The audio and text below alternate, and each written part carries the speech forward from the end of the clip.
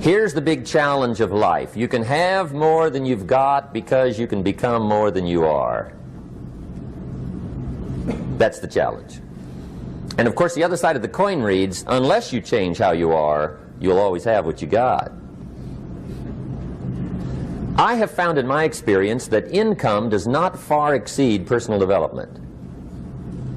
Now sometimes income takes a lucky jump, but sure enough, unless you grow out where it is, it'll usually come back where you are. Life has strange ways. If somebody hands you $1 million, best you become a millionaire quickly, so you get to keep the money. Otherwise, sure enough, it'll disappear. Somebody once said, if you took all the money in the world, divided it up equally among everybody, it would soon all be back in the same pockets. Incredible. Success is something you attract, not something you pursue. Success is looking for a good place to stay. So instead of going after it, you work on yourself. Personal development. See, the major question to ask on the job is not what are you getting. The major question to ask on the job is what are you becoming? See, the big question is not what am I getting paid here. The big question is what am I becoming here? Because true happiness is not contained in what you get. Happiness is contained in what you become. So that's our major subject for tonight, personal development. Of all the assignments Mr. Schoaf gave me at age 25, this was probably the most difficult. In fact, I'm still working on this one. I think it's an unending challenge to see what you can become. The next subject is called Basic Laws. And it's good to study the basics. And I call these basics primarily because they come from the Bible. Now, I'm not a theologian or a minister, and that'll be apparent. But Mr. Schoaf taught me that the Bible was a good textbook for ideas and stories and success equations, how to live the better life. I found out that was true. He also taught me that the Bible is as practical as it is spiritual, and I found out that's true. If you look at your bank account and your income and you're not happy, there are several places in the Bible to check to see what the heck's wrong so you can make the changes. And we're going to cover some of those tonight, called basics. Okay. The next subject is my favorite, setting goals. Mr. Schoaf taught me how to set goals. What a favor that was. One morning at breakfast, shortly after I met him, he said, Jim, let me see your current list of goals and let's go over them and talk about them. He said, maybe that's the best way I can help you get a better direction started. And I said, I don't have a list. He said, well, is it out in the car or home somewhere? I said, no, sir. I don't have a list anywhere. He said, well, young man, that's where we got to start. He said, I can tell you right now, if you don't have a list of your goals with you, he said, I can guess your bank balance within a few $100s. Which he did. And that got my attention. I said, you mean my bank balance would change if I had a list of goals? He said, drastically. That day I became a willing student how to set goals. And sure enough, learning how to set goals changed my life. And I often wondered why no one had ever taught me how to set goals up until age 25. I went to high school, but if they offered it, I missed it. I went to college for a year, never heard it. I worked for Sears. Really. And to my knowledge, Sears never taught it. Right? How to set goals. So here I am, age 25, married, my family's starting, I've been to college, I'm working, and I still don't know how to set goals. But fortunately, when I was 25, I met the man who taught me how, and it revolutionized my whole life. Economically, socially, personally, it's incredible. So I want to share with you tonight what Mr. Schoaf shared with me, how to set goals. It can be a life changer. Okay. The next subject is the negative part of the seminar. Life is part negative, so we got to talk about the negative. And this subject is called diseases of attitude. Diseases of attitude.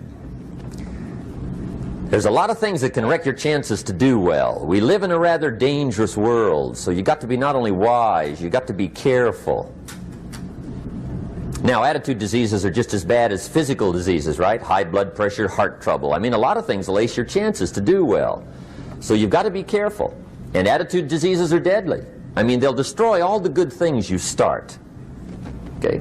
So we'll go through those attitude diseases, how to spot them, how to look for them, what they are, and the cure.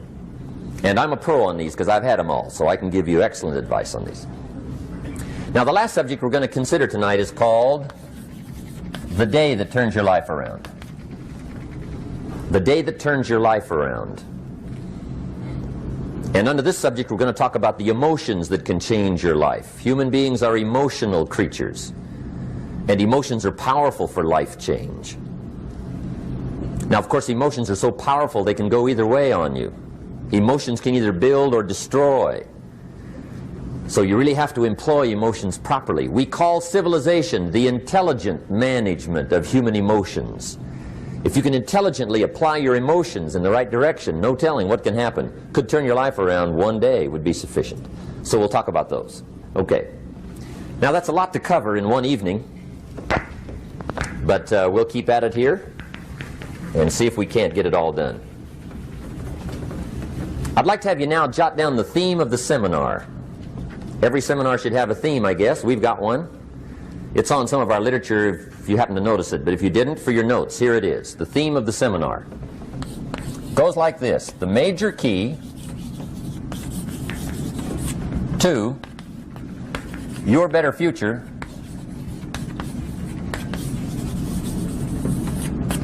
is you. That's the theme of our seminar tonight. The major key to your better future is you. And I'd like to have you underline two words just to give it some added punch. Underline the word major and the word you, so that it reads, the major key to your better future is you. Now, my first suggestion is transfer this to a card or something where you can put it up, where you can see it every day. Preferably put it up where you can see it at the beginning of the day, before you go off to put the day together. This is a good phrase just to glance at, to keep in mind as you're putting the day together. It's called the silent seminar. If you'll just let this talk to you during the day, I found it to be tremendously helpful. The major key to your better future is you. For a big share of my life now, I didn't have this one quite figured out. Among a lot of things I didn't have quite figured out. Many things used to puzzle me back in those early days. I used to wonder why two people could work for the same company, one make twice as much money. Now, see, that used to puzzle me. And maybe they were the same age, graduated from the same school, live in the same community, work for the same company, with the same products and the same services. They've got the same traffic, the same problems, and one makes $1,000 a month, the other one makes $2,000 a month. Now that was my puzzling question. Why would this long list be the same and the money twice as much? I asked, what's the difference between $1,000 a month and $2,000 a month?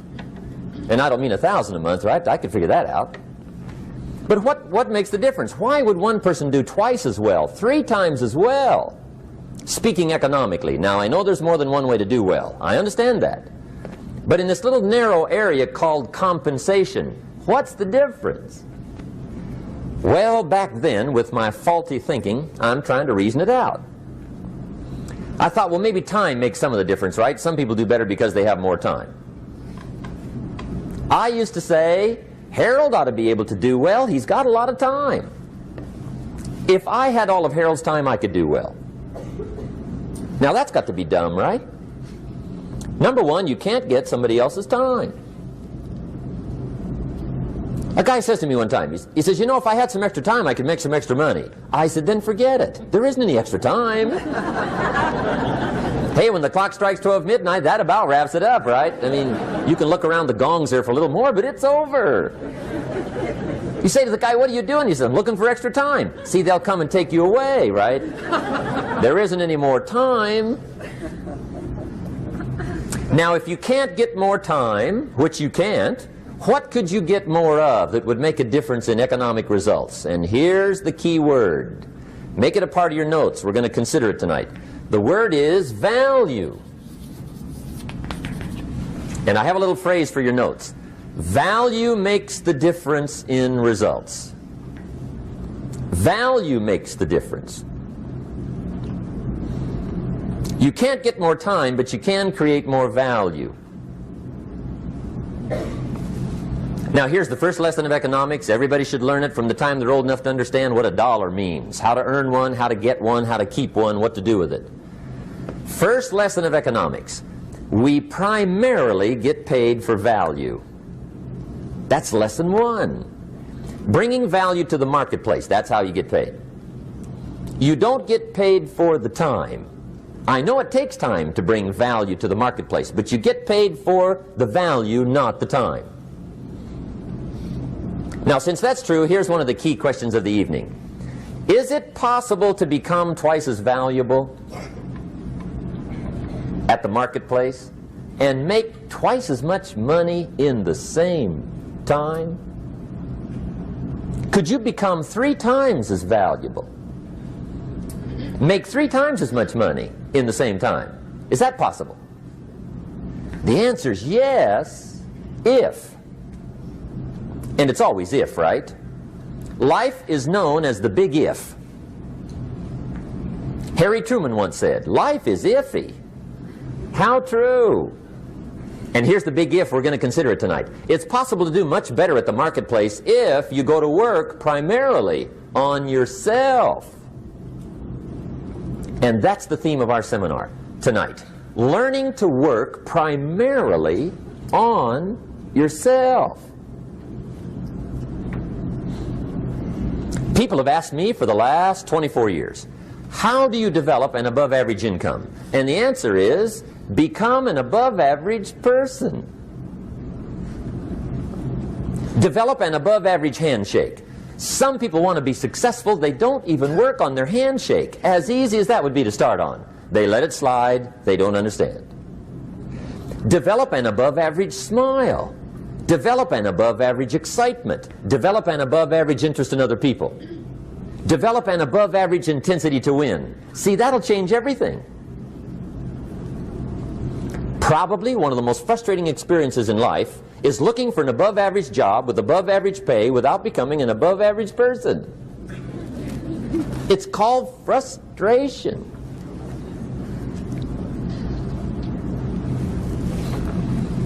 And Mr. Schoaf gave me probably the greatest clue he gave me when I first met him. He said, Jim, if you want to be wealthy and happy the rest of your life, just learn this lesson well. He said, learn to work harder on yourself than you do on your job.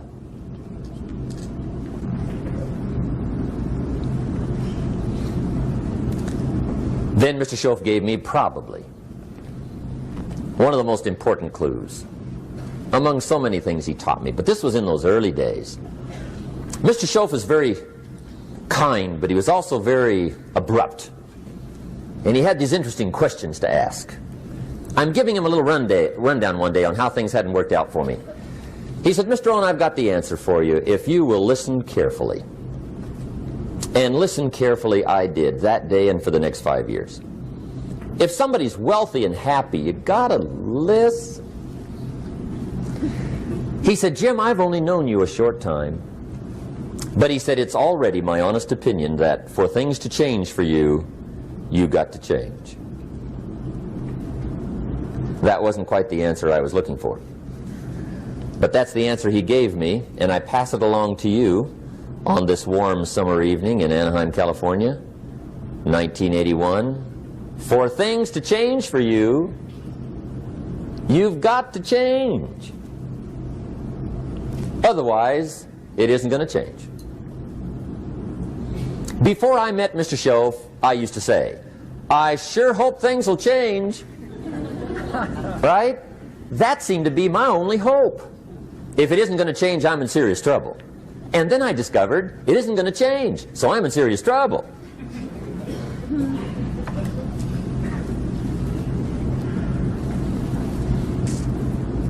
See, I can tell you what the 80s are going to be like. You have dropped into the right place. I did a seminar one time for Standard Oil executives and management in Honolulu. And we're having a conference one day on this big conference table. And one of them said to me, Mr. Rohn, you know some fairly important people halfway around the world. What do you think the 80s are going to be like? I said, gentlemen, I do know the right people. I can tell you. So they all listened very carefully. And I said, gentlemen, based on my wide experience, I can really honestly say to you, in my opinion, in the 80s, it's going to be about like it's always been. Aren't you glad you came? That's inside. I don't pass that around just everywhere. Now, of course, I said that to make a point, but I also said it because it's accurate. It's going to be about like it's always been. It isn't going to change. The tide comes in, and then what? It goes out.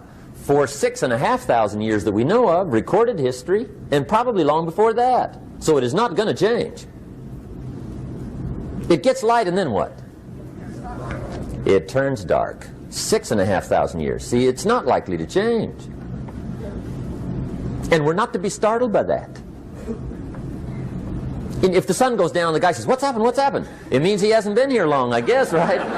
It always goes down about this time. The guy says, well, I don't like that arrangement. Well, you got to talk to somebody besides me, right?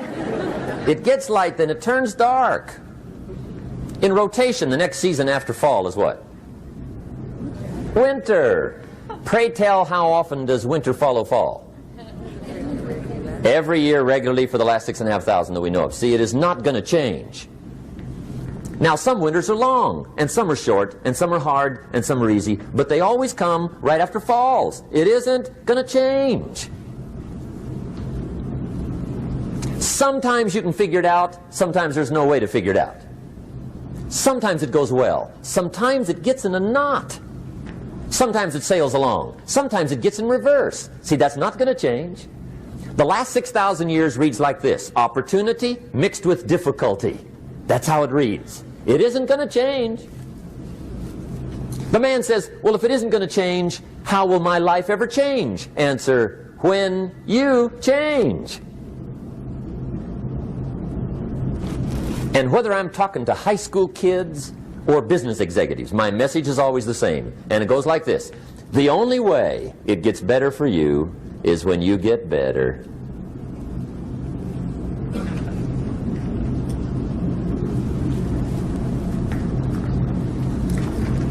Let me give you the 4 major lessons in life to learn. Here's 4 majors. It's good to study the majors. In our weekend seminar we teach, some people don't do well because they major in minor things. You've got to be on the lookout. At the end of every week, end of every month, you've got to check, make sure you're not spending major time on minor things. We go through that whole series. Majors and minors. Now, let me give you 2 phrases before we get to the 4 majors. This will set it up and you'll see where I'm going. 2 key phrases for your notes. Here's the first one. Life and business is like the changing seasons. That's the first phrase.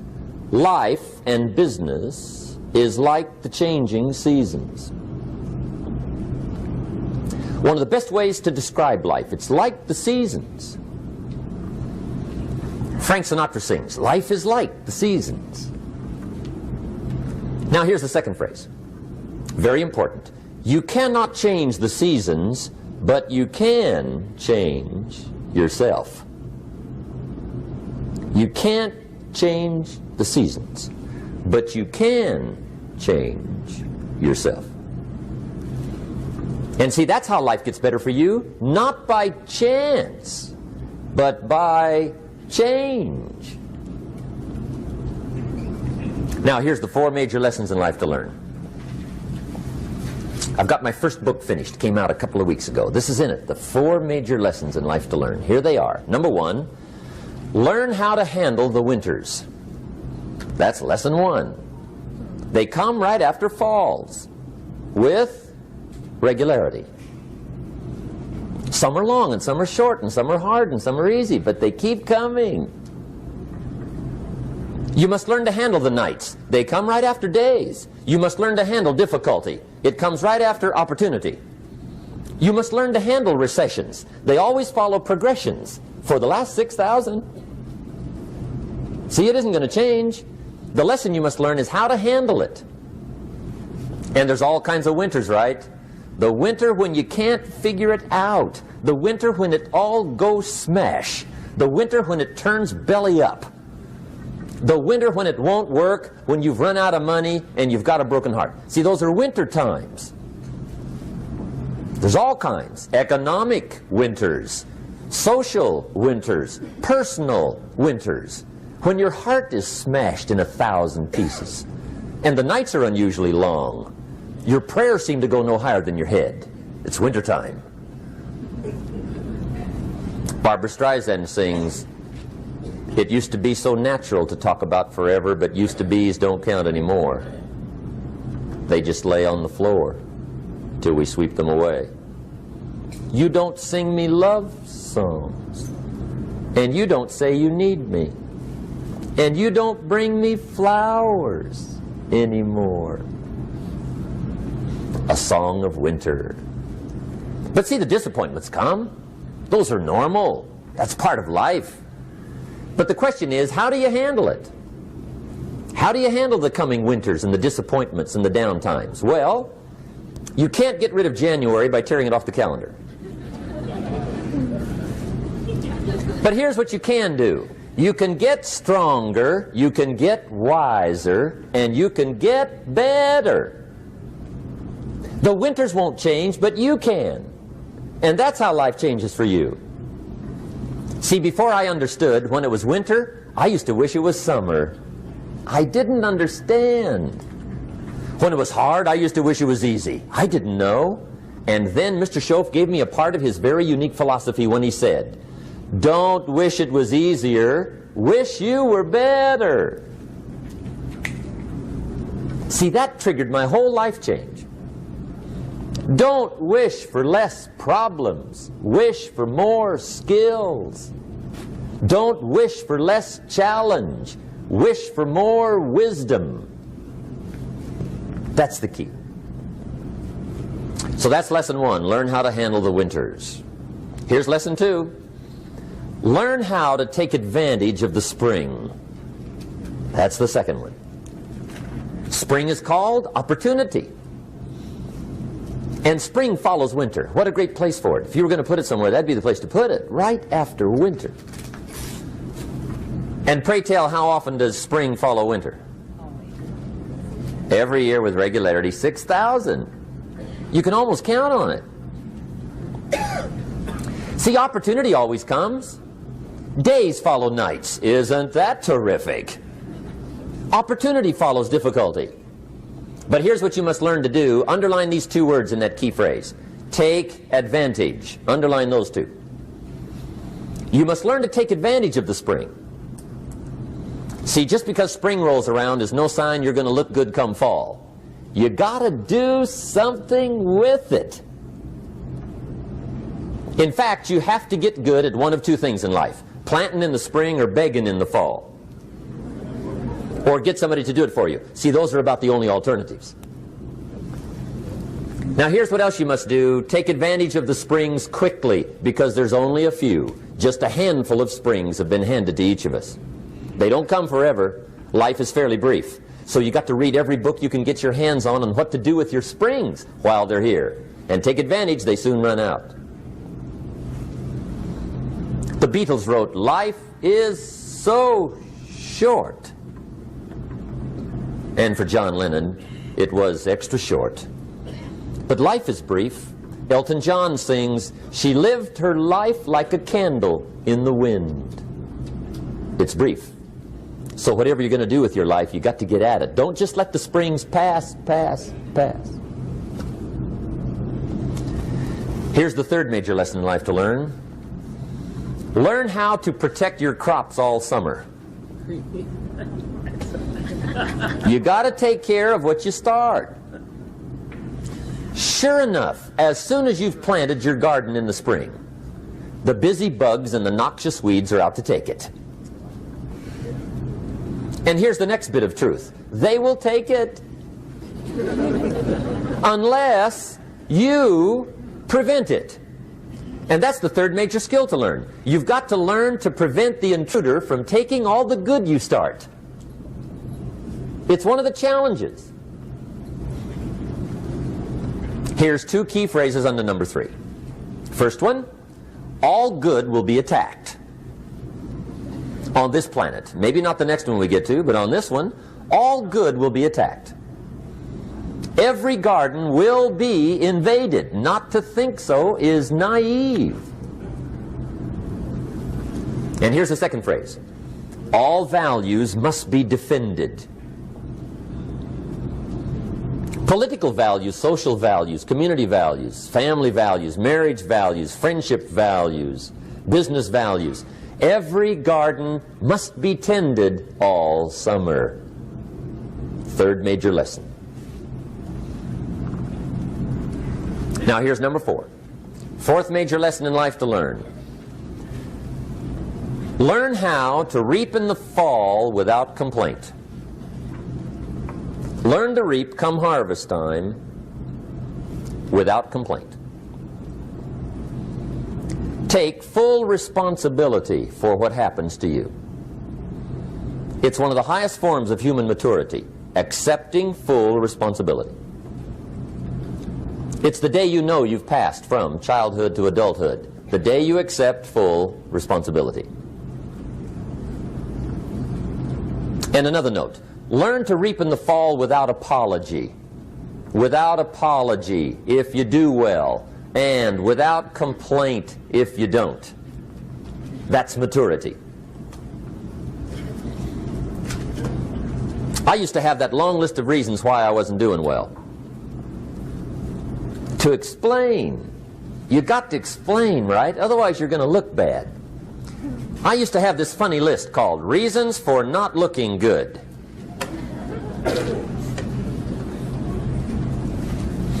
I used to blame the government.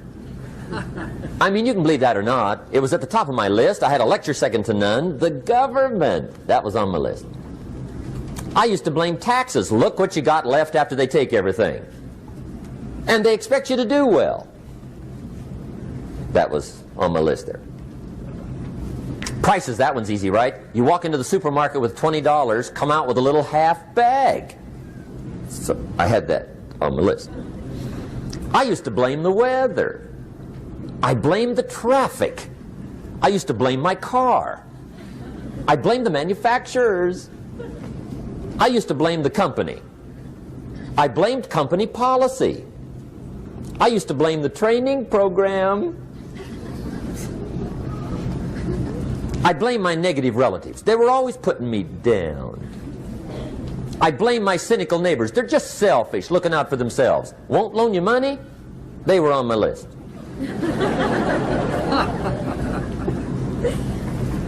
I used to blame the economy.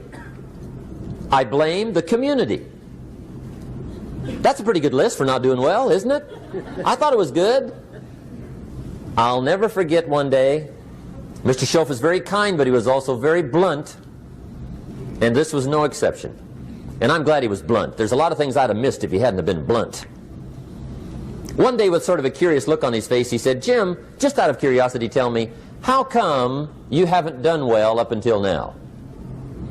Excellent question. I thought, well, so I won't look too bad, I'll go through my list. And this list I just gave you, I put that on him. And he was very patient. He let me go through the whole thing, the government, the weather. I went through this whole thing. When I finished, he looked my list over very carefully. He said, "Mr. Rohn, big problem with your list. You ain't on it." How brilliant.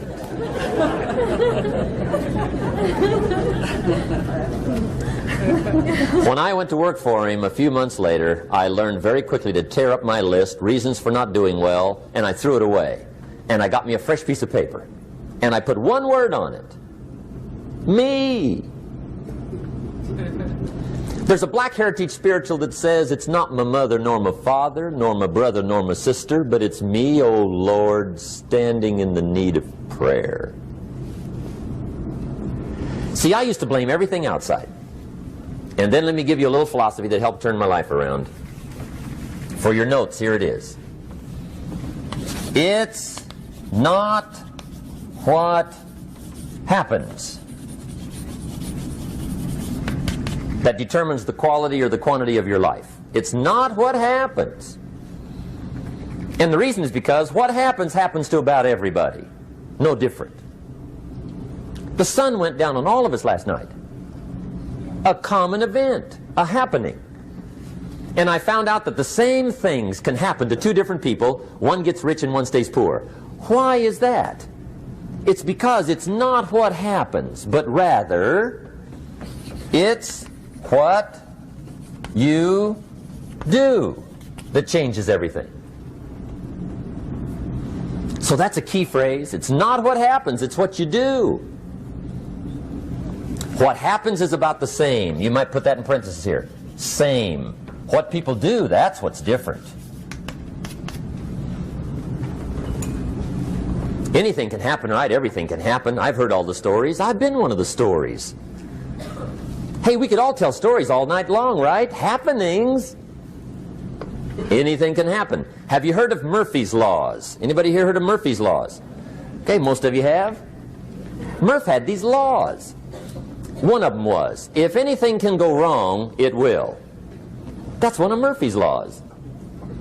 He was not one of the great positive speakers of the day. But anyway, it's still true though, right? Anything can go wrong, everything can go wrong. For sure. I've fallen out of the sky so many times. Once to the tune of a couple of million.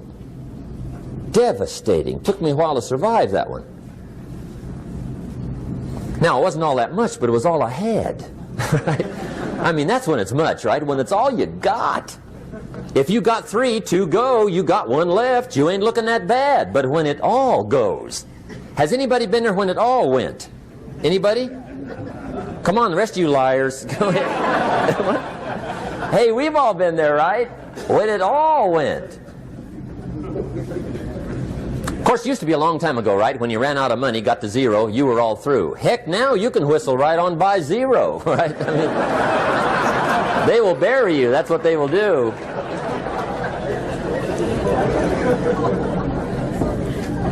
But see, those are the happenings, right? Everything can happen. Anything can happen. But it's not the happenings. It's what you do about it. Somebody says, yeah, but you don't understand the disappointments I've had. Come on. Everybody's had their share. Disappointments are not special gifts reserved for the poor. Everybody has them. The difference is what you do about them. It's not the weather. I used to blame the weather, and I discovered it rains on the rich. So see, that won't help. 2 men wake up one morning, there's a rainstorm on. One of them looks out his window, sees the rainstorm, and he says, wow, what a storm. With weather like this, they can't expect you to go out and make sales. He stays home.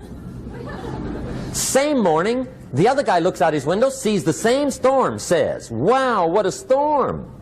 But he says, you know what, with weather like this, what a great day to go out and make sales. Most everybody will probably be home. Especially the salesman.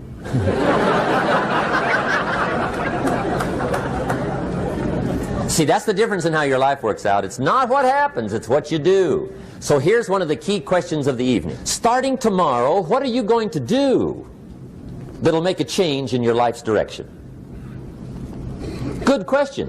What are you going to do starting tomorrow that'll make a difference? Now see, if you don't do something starting tomorrow that'll make a difference, guess what? It's gonna be the same. And see, that way you can guess what the next 5 years are going to be like. Look at the last 5. Because the next 5 are going to be like the last 5 unless you, major key, tomorrow, change it all. Or change a little, or change something, or don't change. It's choice time. You can do whatever you want. But it's nice to know any day you wish you can change your whole life. What can you do starting tomorrow that'll make a difference? Good question. What can you do with economic chaos, massive disappointment? What can you do with a broken heart? What can you do when it won't work? Good question. So if I had a word with you tonight, one-on-one, Just you and me. I think my personal advice to you would be, this year, 1981, reach down inside of you and come up with some more of those remarkable human gifts. They're there, waiting to be utilized. And then change anything for you want to change. And I challenge you to do that because you can change. If you don't like how it is for you, change it. If it doesn't suit you, change it. If it doesn't please you, change it. If it isn't enough, change it. And I challenge you to do that because you can change. See, you don't ever have to be the same again after tonight, only by choice.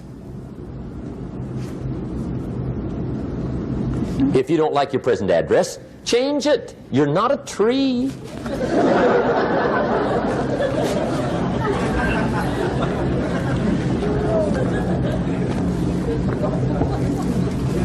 Now, let me give you 3 steps to personal development. Let's get down to the nitty-gritty. What does it take to really make the changes starting tomorrow? It takes more than philosophical pronouncement. I know that. It also takes more than enthusiasm. I know we're hearing a lot about enthusiasm these days, but see, that just won't do the job. We're still hearing the old cliches of the 30s, right? To be enthusiastic, you must act enthusiastic. But see, that's not going to help. After you have leaped about, there are some things you got to do, or it isn't going to change.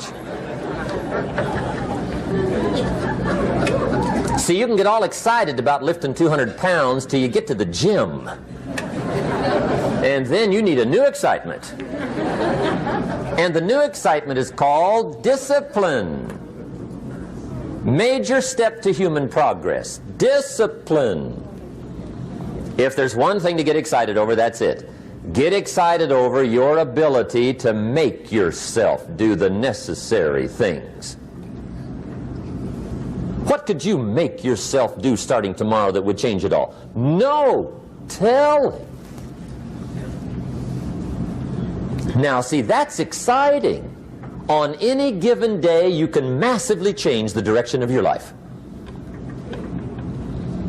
Murder is a clear example that any one person on any given day can forever alter the course of their life. It just happens to be a negative act. But just as sure as you can commit a negative act, you can also commit a positive act and forever alter your life whenever you wish. Now that's exciting.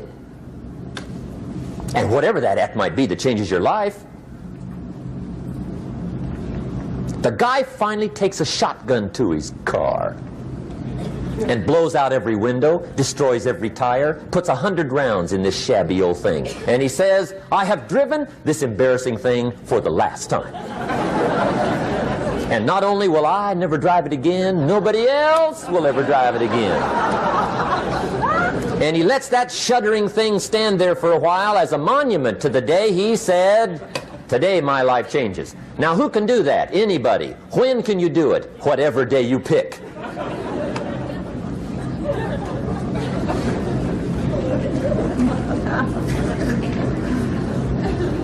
Now here's the key to discipline. Start with the little disciplines, get excited over the little disciplines, and get right on those, because those will lead to the big ones. You can't handle the big challenges in life unless you take on the little ones. Make a list of all the things you can do, get right on those, discipline yourself for those, both for the results and for the muscle and for the practice, so that when life hands you some big challenges, you'll be ready, you'll have the muscle. But see, if you don't handle the small ones, you can't take care of the big ones. Okay, here's what else it takes for life change. Self-motivation. Key phrase, self-motivation. I don't know why we call it self-motivation. It's really the only kind there is. You've got to motivate yourself. Because I found out you can't change people. They can change themselves, but you can't change them. Lord knows some I've tried. But see, it won't work. People have to change themselves. I learned some of those lessons early. I built a little sales organization way back in those early days. I'm 25. And I had some nice people. I said, I'm going to make these people successful if it kills me. I almost died. Right? I mean, you can't do that.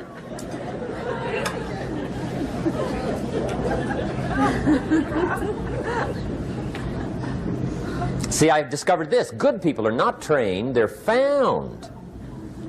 You find good people. You don't make them good, you find them good. Training really is for the purpose of finding good people. You don't need much instruction for a good person. Too much training probably means you got the wrong people.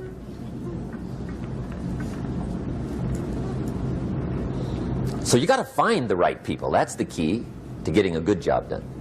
One of the major things we learn in management, lesson 1, don't send your ducks to Eagle School.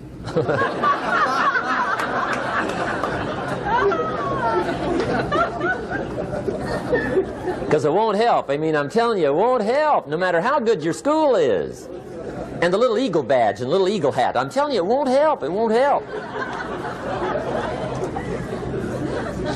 You can tell whether your school's done any good, right, is when it's over, right? The duck goes for his first rabbit and makes him a friend. You say, no, no, no. Anyway, so it takes self-motivation to really alter your life. And you don't want to give self-motivation away to somebody else and make it somebody else motivating you. The guy says, boy, if somebody just come by and turn me on. What if they don't show up? Right? See, you got to have a better plan for your life. Okay. Now, if you're excited and you're ready to change, let me give you 3 steps to start life change that can change your life, your personality, your lifestyle, everything can change. Here's the steps. Number 1, find out how things work. The first key to doing better is find out. To change your life, really, you need ideas. There isn't anything an idea can't change. And Schoff taught me the major problem is lack of an idea, not a problem. At first I didn't have any money. I said to Mr. Schoff, I don't have any money. He said, that's not a problem. Now see, up until then I always thought it was. Right? I was confused. He said, no, no, the problem is lack of an idea on how to create money and wealth. It isn't lack of money, it's lack of ideas. So if you get the ideas, see, you can change anything. Now to get ideas, you need a constant study of finding out. Now Schoff also said, when you find out something that works, put the information in your journal. Don't use your head for a filing cabinet. Put it in your journal so that you can do the next best thing. Repetition, repetition, repetition. Go over it. And if you repeat it, go over it, sure enough, someday, some mysterious day, the idea takes root, starts to grow, and shows up in your bank account, and your dress, and your personality, and your lifestyle. But capture the ideas in your journal. Find out how things work. Schoff gave me this word for my life change. He said, study. Great word. If you wish to be successful, study success. If you wish to be happy, study happiness. If you wish to be wealthy, study wealth. Don't leave it to chance. Make it a study. Some people just go through the day with their fingers crossed. See, that won't do it. You've got to study the things that can change your economic, social, spiritual, personal life. Now here's a qualifying phrase. And we'll have several of these qualifying phrases throughout the seminar. Here's the first one. You may not be able to do all you find out. I understand that. You may not be able to do all you find out, but you should find out all you can do. See, you don't want to wind up at the end of your life and discover that you've lived only 1/10 of it. And the other 9/10 went down the drain. Not for lack of opportunity, for lack of information. So that's number 1, find out how things work. Now here's the best human virtue for finding out, curiosity. Make a note of that. Curiosity. Be curious. You might add a word to it that'll help. Childish curiosity.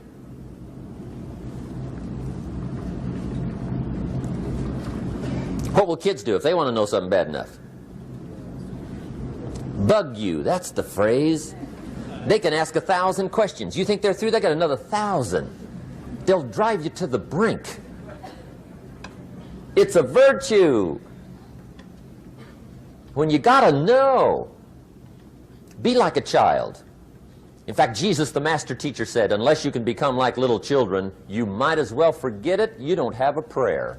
Excellent advice. You got to be like children. 4 ways, in my opinion, to be like a child. Number 1 is curiosity. Number 2 is excitement. Get excited like a child over your ability to make yourself do anything for change. 3rd is faith. Have faith like a child. Adults are too skeptical. And 4th is trust. Trust is a childish virtue, but the rewards are incredible. So be like a child. Now, if you're curious, let me give you 3 ways to find out how to change anything. Any life direction, any dimension. Here's 3 ways to find out how to change anything. Number 1 is to read. Become a good reader. All of the successful people I know and work with around the world, they're all good readers. Curiosity drives them to read. They got to know. They just read.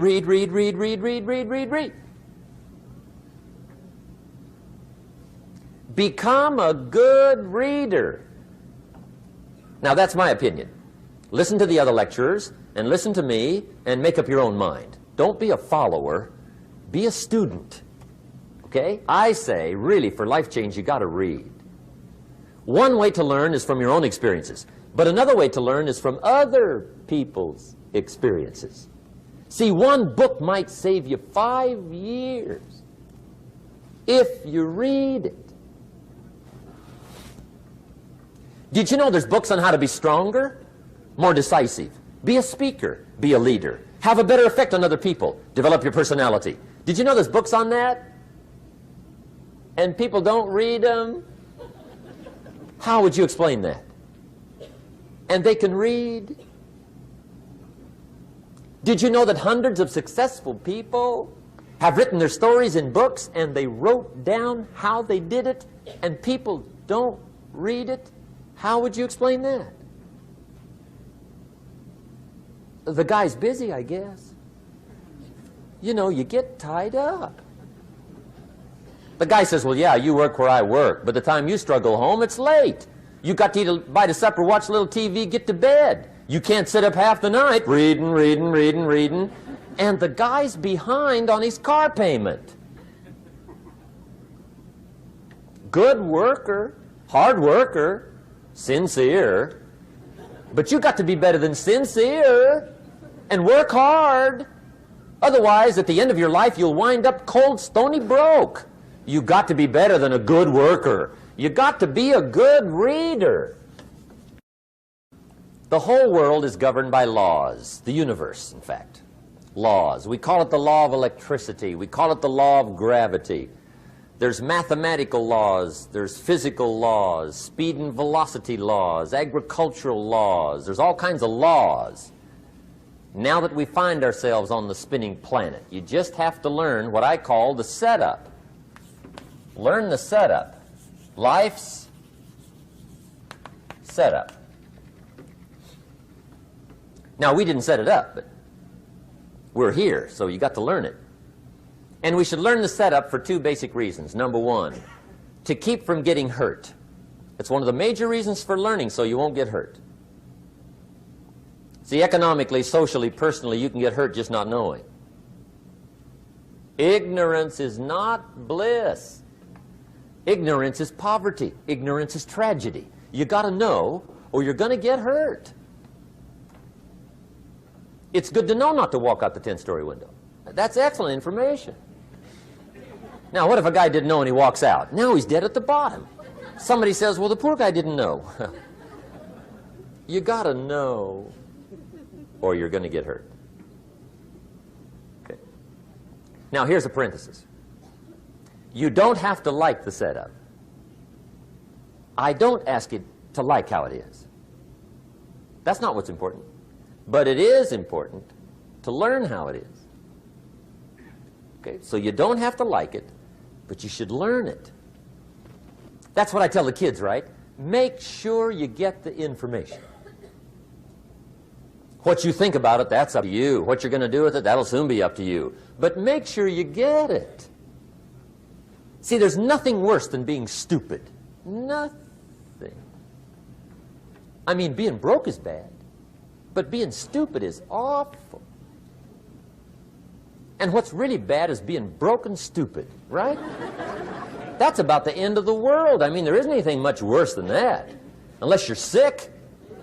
Sick, broken, stupid. I mean, that is it, right? There's nowhere else to go. So make sure you get the information. It's key. You don't have to like it, but learn it. If this big monstrous thing lifts up in the sky, hangs there for a little while, cuts loose, comes crashing down, boom, shakes the ground for 5 miles. And then this big monstrous thing lifts back up in the sky, hangs there for a little while, cuts loose again, comes crashing down, boom, shakes the ground for 5 miles. It just keeps doing it, this big monstrous thing, lifting up and then crashing down, boom.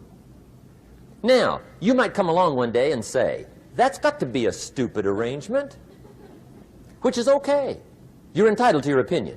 But the first thing you should learn to do is get out from under it, right? That's number one.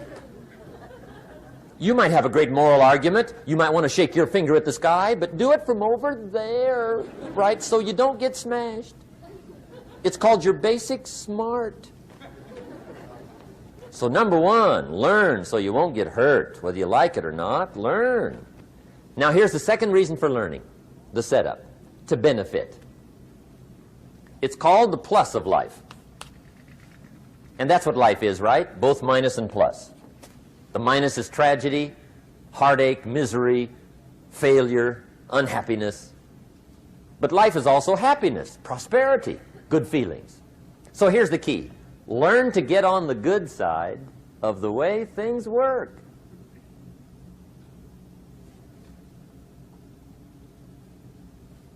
Now, here's 2 of the basic laws, and we'll take our break. Shof taught me these. They come from the Bible. Now, again, I'm an amateur, okay, when it comes to the Bible. I'm not a pro. So you'll sort of have to take my way of putting it. But here they are. The first one is the law of use. The law of use. And it goes something like this. Whatever you don't use, you lose.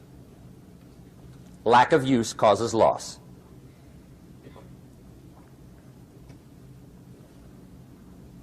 On this planet, maybe not the next one, but on this one, if you tie your arm to your body, leave it there long enough, you'll never use it again. It's over for the arm. Now, it may not be over, but it's over for the arm. The only way to keep the use of this arm is what? Keep using it. If you quit, you lose automatically. They don't bring it up for a vote. You lose automatically when you quit. Now, the same thing that goes for your arm goes for your brain, mentality. The same thing goes for all the human virtues. Ambition, unused, declines. Strong feelings, unused, diminish. It doesn't grow, it diminishes. Faith, unused, decreases. It's a law. Vitality unused diminishes. Energy unused decreases. The guy says, well, I'm going to save up my energy. You can't do that. That's like trying to save today, put it on the end of the year. See, you can't do that. They'll come take you away. If you don't use today, what? It's lost. The guy says, well, I'll work twice as hard tomorrow to make up for it. See, that's foolish. You could have done that anyway. Today unused is lost. A talent unused is lost. An ability unused is lost. So here's one of the key expressions of the evening.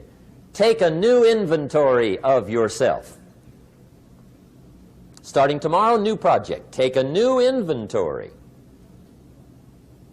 And make sure that all of your talent and ability and mentality and ingenuity and vitality and strong feelings, faith, courage, make sure that all you've got's being used. Otherwise, you lose. Now, one of the best illustrations of the law of use is a Bible story called the Parable of the Talents. The talent story. Interesting story if you haven't read it in a while. Just review it. It's a good story. An ancient story. It says there was a master with 3 servants. He got them together one day and he said to the 3, I've got these talents. And in those ancient days, a talent was a measure of gold. And he said to the 3 servants, take these talents and see what you can do with them while I'm gone. He said, I'm taking a journey and I'll be gone for a while. When I come back, we'll get together, go over the book, see how you did. He said, here's 5 of these talents for you. 5. Here's 2 of them for you. 2. And here's 1 for you. 1. The master said, take those talents, see what you can do with them. When I come back, we'll get together, we'll go over it all. The servant said, okay, master takes off. According to the ancient story, the master comes back from his trip. When he gets back, he gets the 3 servants together, and as he said he would, he asks, how did it go with those talents? You're 5. What happened? That servant said, well, I took the 5 talents you gave me, and I put them to work.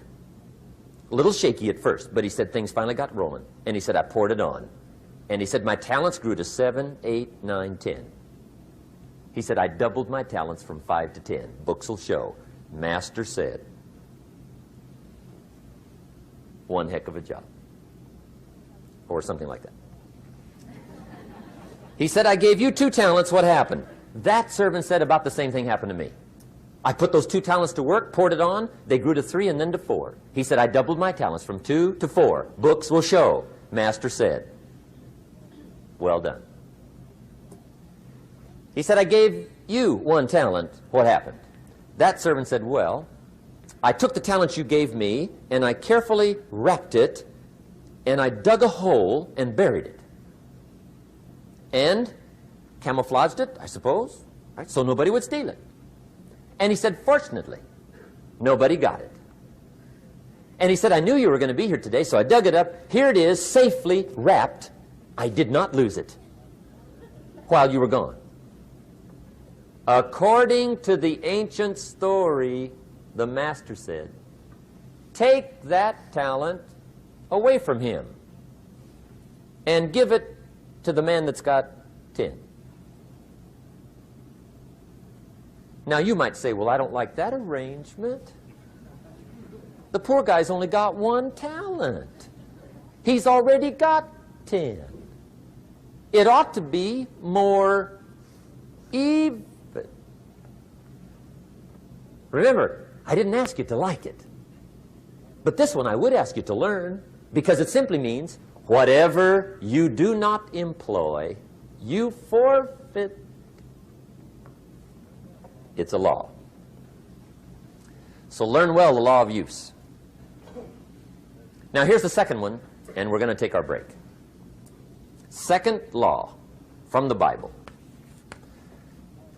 This one we've heard since we were small, I'm sure. It's called the law of sowing and reaping. In fact, we've probably heard it so often we could quote it. It says, whatever you sow, what? You shall reap. Fairly blunt, hopefully clear. Here's my first suggestion on the law of sowing and reaping. Don't try to beat it. You might as well try sitting on the sun in the morning. Keep it from coming up. You'll have better luck. Whatever you sow, you reap. Now, for a fair share of my life, I'm a bit mixed up on how all this applies. Among a lot of things I was mixed up on. I knew I wasn't reaping too good. That I understood. My problem was I was confused about what was causing it. Remember me with the funny list? I thought those are the reasons why it isn't working out well. And then Mr. Schoaf gave me the clue that helped me figure it all out. He said, Mr. Rohn, I have another answer for you. There's another way to quote this law that'll show you where the problem is so you can go to work on it right away. All you need to know is where the problem is, then you can go to work on it. So he quoted me the law another way, and I found out what my problem was. Here's the way you quote the law. Whatever you reap is what you've sown. Now I knew what my problem was. Whatever you reap is what you've sown. If you don't like the crop, who do you look up? Answer, whoever planted it. And where do you find who planted your crop? Answer, in the mirror. What I finally learned to do come fall was to go to the mirror. That's where you go. And if necessary, you say, a few skinny carrots? I got to be unimpressed. Where were you last spring? Asleep. Didn't you read the books? Did you break your hoe? Let me give you 7 key points to the law of sowing and reaping. Let's tick right down through the list of 7, and it'll be break time. 7 points to sowing and reaping. Here's part of the philosophy that really helped me to make some changes in life direction. Number 1, the law of sowing and reaping is negative. That's number 1, which simply means if you sow bad, you reap bad. Now, this is kind of 3rd grade, but it doesn't hurt to go over the basics. If you plant thistle seeds, you don't get pumpkins. Honest, no use looking for pumpkins. John says, how come no pumpkins? Come on, John. The law's negative. That's how come. Now, here's number 2. The law's positive, which simply means if you sow good, you reap good. If you plant pumpkin seeds, you don't get thistles. Not from pumpkin seeds. Mother Nature won't pull tricks on you over in the corner snickering and pushing you thistles and you planting pumpkin seeds. She won't do that. You will get pumpkins from pumpkin seeds, and the reason is because the law is positive. Now, here's number 3. I got excited when I found out the full dimension of this. See, you do not reap what you sow, but rather you always reap much more than what you sow. So the 3rd key word is more. You don't get back what you put out. You get back much more than what you put out. And it works both positive and negative. On the negative side, it said, if you sow to the wind, you reap the whirlwind. So you've got to get ready for that, or you will be naive. See, anybody can, whether you will or not. See, that's the question. And here's a good question to ask.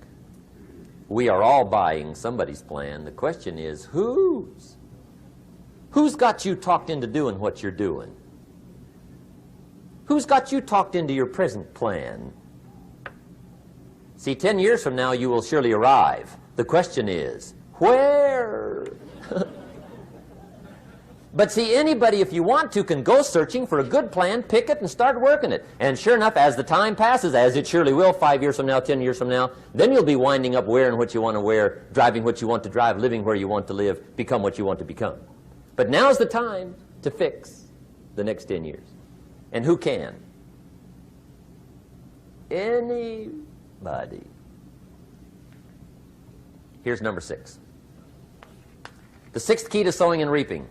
This is leveling with you now, as we promised to do. There's one thing better than the truth, and that's the whole truth. And here's part of the whole truth of the law of sowing and reaping. Number 6 is, you could lose. There are times when you just lose, no matter what you do. It's that kind of planet. You reap what you sow, yes, but... What does that mean? Yes, but, well, the farmer plants his crop in the spring, takes care of it all summer, loves his family, works 10, 12 hours a day, 6, 7 days a week, is an honorable man. Come fall, he's got a beautiful crop, and he deserves every bit of it. But the day before he sends the combines into the field, a hailstorm comes along and beats it all in the ground, which means you lose. Somebody says, well, what did he do wrong? Answer, nothing. It's just that kind of planet. Sometimes it's going to hail on your crop and rain on your parade, so you got to get ready for that or you will be naive. That's just part of the life arrangement. And don't press me why. I was not in on some of the original decisions here, so I don't know how it got set up. But there's just times, sometimes you lose. That's part of life. But now here's number 7. The 7th key to sowing and reaping. And it goes like this. It's just another way to quote the same law. And it goes like this. If you don't sow, that's just another way to quote the law. If you don't sow, what? You don't reap. You don't even have a chance. So if you looked at your game plan tomorrow, you might come to the quick conclusion, I got to get some sowing going. How true. Get you some sowing going. And remember, you've got plenty of time. You've got all the time there is. Some people spend enough TV time to make a fortune. The latest article on television watching in this country, according to the latest article, the average television is on in this country in every household 7 hours a day, called the Big 7. I asked a guy one time what his TV cost. He said about $450. I said, you forgot to look at the price tag. He said, what do you mean? I knew he was a TV watcher. I said, that television costs you, in my opinion, at least $12,000 a year. To watch it, not to own it. Owning it's cheap. Watching it is what's expensive. And I said, hey, $12,000 a year is too much to pay to watch TV. That's too much. Pay a little, but not $12,000. And he's the guy that said, I hope pay TV never comes.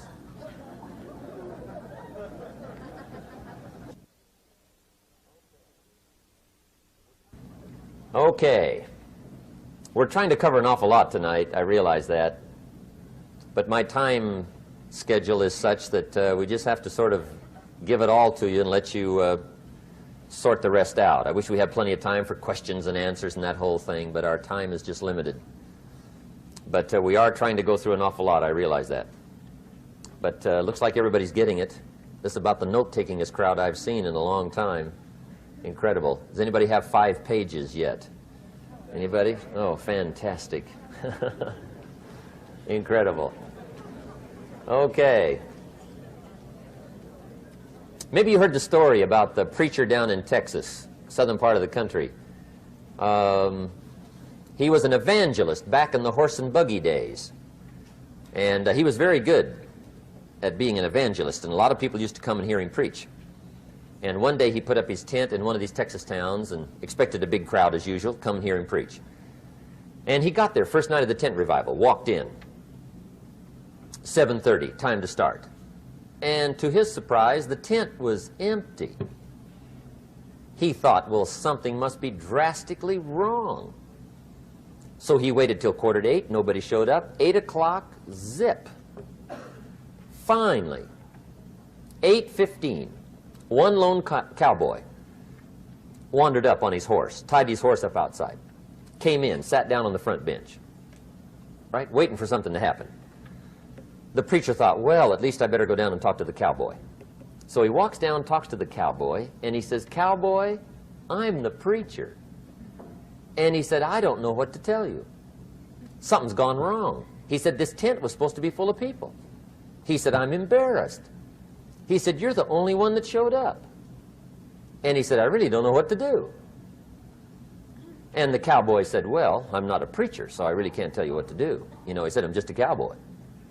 But he said, I know this, if I went out to feed my cattle and only one showed up, I'd at least feed it. The preacher thought, hey, the cowboy is right. If you've got a good idea to share, you should share it, if there's 1 or 1,000. So he got kind of inspired by this conversation, and he jumped up on the platform and started to preach, as if the tent was full of people, just exploded. And he went for an hour and 15 minutes, just kept rolling. Finally, he quit.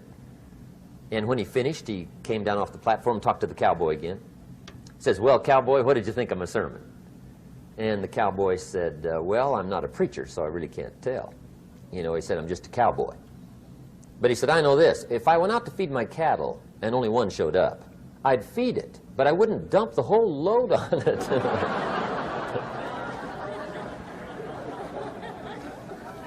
So anyway, if it seems like we're dumping the whole load tonight, I guess we are. But gosh, everybody's doing well. I'm having a good time. I appreciate the response here tonight. Okay, the next subject is setting goals. Let me show you what turned my life every way but loose. Mr. Schoaf dropped this idea on me, changed me completely. Setting goals. Here's what can easily happen if you don't set goals. It's easy to let life deteriorate into making a living instead of designing a life. And we all have a choice: make a living or design a life. It's easy to get trapped by economic necessity and settle for existence rather than substance. That's easy. But the best advice I can give you on how to break out of that trap is to learn how to set goals. Mr. Schoaf put it to me this way. He said, Jim, if you had enough reasons, you could do the most incredible things. I never forgot how he put that. If you have enough reasons. See, reasons will change your whole life. Mr. Schoaf said to me, he said, Mr. Rohn, I think you've got plenty of intelligence, you've got plenty of talent, you've got plenty of ability. Probably what you lack is plenty of reasons. He said, I don't think your current bank balance is a true indication of your level of intelligence. I was happy to hear that. He said, I think you're much smarter than your present bank balance indicates. And that turned out to be true. I was much smarter. But of course my first question was, well then why isn't it bigger? And he said, you don't have enough reasons. You've got enough intelligence, but not enough reasons.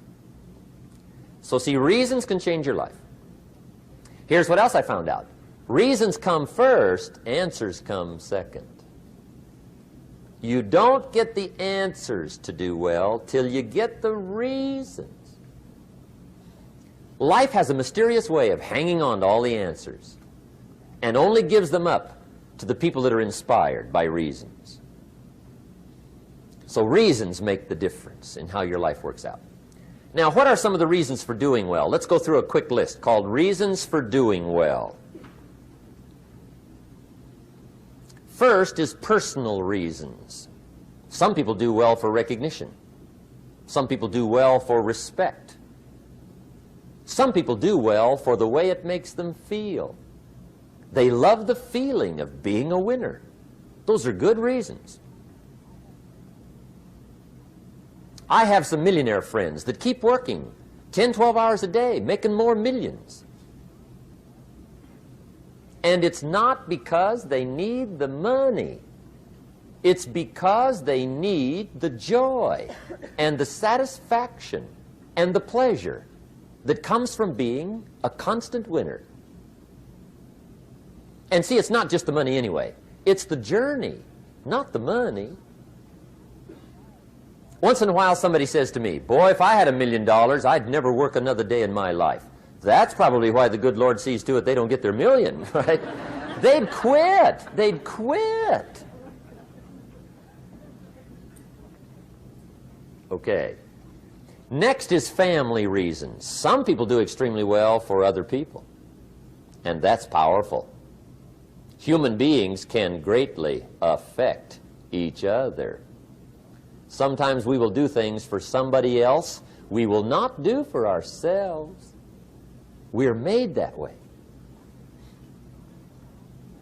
I met a man one time who said, Mr. Rohn, to do all the things I want to do with my family around the world, he said, I got to have at least $250,000 a year. I thought, incredible.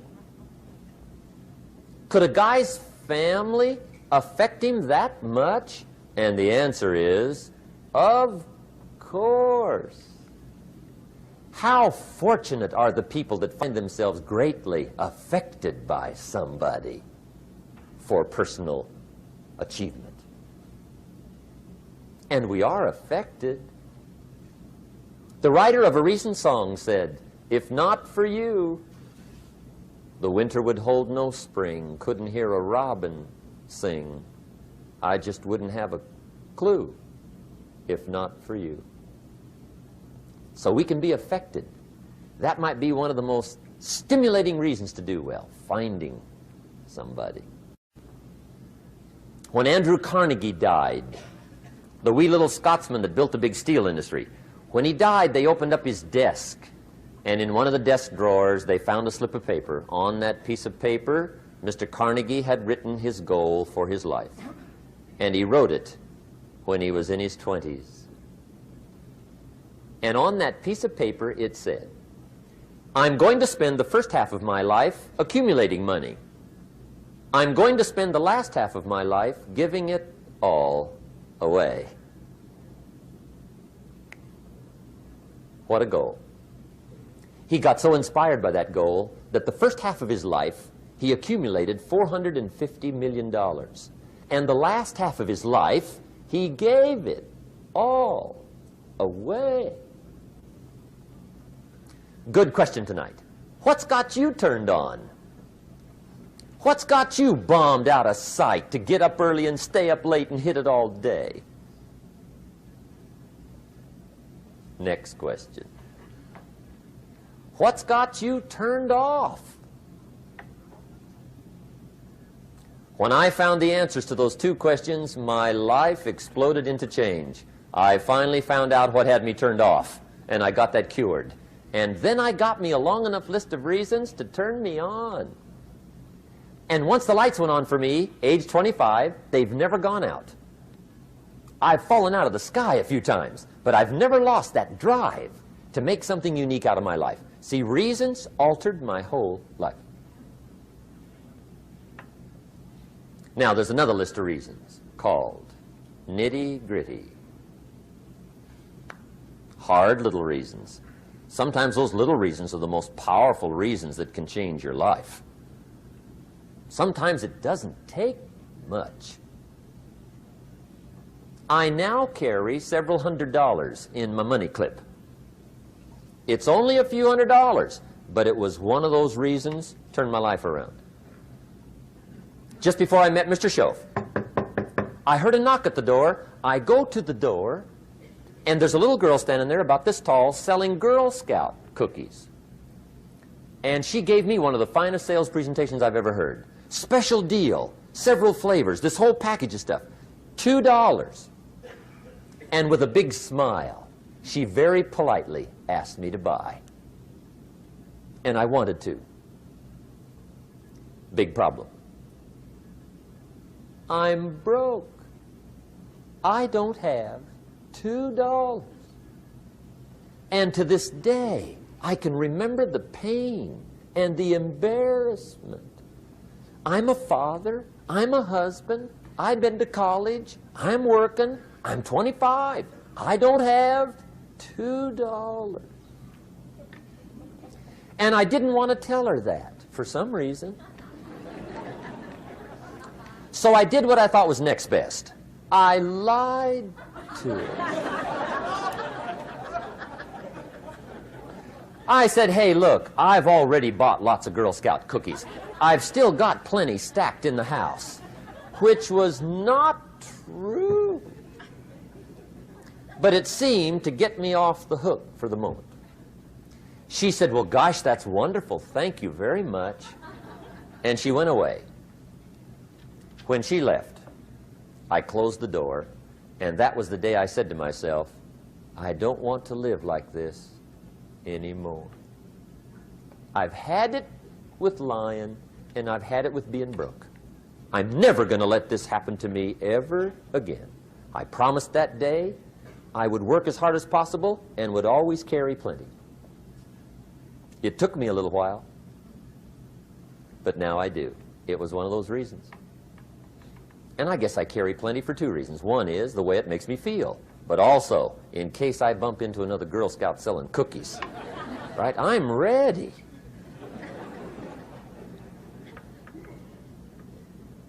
I walked out of the Bank of America one time up in Saratoga, California, where I used to live. Two little girls selling candy right outside the bank. Good place. Some girls' organization they're working for, right? I come walking out of the bank. This first little girl walks up to me. She said, "Mister, would you like to buy some candy?" I said, "I probably would." "What kind is it?" She said, "It's almond roca." I said, "My gosh, that's my favorite." She said, "Wonderful."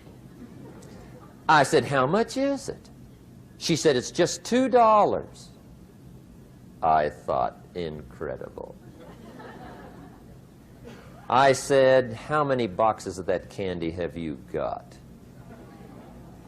She said, 5. And her little friend was standing there. She was selling candy too. I said, "How many boxes have you got?" She said, "I've got 4. I said, "That's 9. I'll take them all." They said, "Really?" I said, "Yeah, it's my favorite. I've got some friends. I'll pass them around." They got so excited, put all this candy together. I reached in my pocket, gave them the $18. When I've got the candy and they've got the money, that first little girl looks up at me. She says, "Mister, you are really something." How about that? Can you imagine only spending $18 and have somebody look at you in the face and say, "You are really something"? Now you know why I carry heavy, right? I'm not going to miss anymore. It was just one of those reasons. Helped to change my life. One of my nitty-gritty reasons was budget finance. Budget finance used to grind my soul. Way back in those early days, I had fallen for one of those consolidation loans, where you take all your little hard-to-pay bills, put them into one big impossible-to-pay bill, right?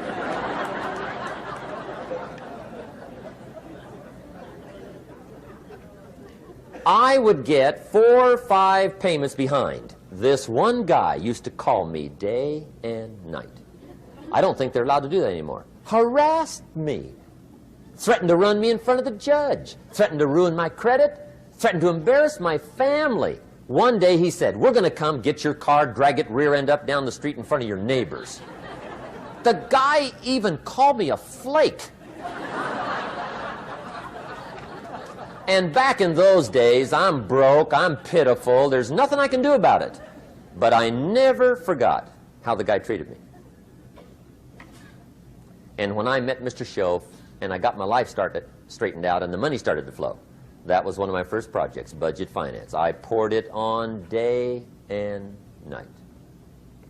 I finally put all the money together I owed him, which was considerable. I picked a day for the payoff. And when the payoff day came, I put the money in small bills in a big briefcase. And I walked into the budget finance office on Wilshire Boulevard in Los Angeles. The guy who harassed me so often, his desk was about 3 back. I walked right up to his desk, startled him. He wondered what I was doing there. It was the first time I'd been there since I borrowed the money, right? Without saying a word, I opened up this briefcase, dumped this pile of money all over his desk. I said, "Count it. It's all there. I will never be back." And I turned around and stormed out. Now, that might not be noble, but if you haven't tried it, you've got to one time.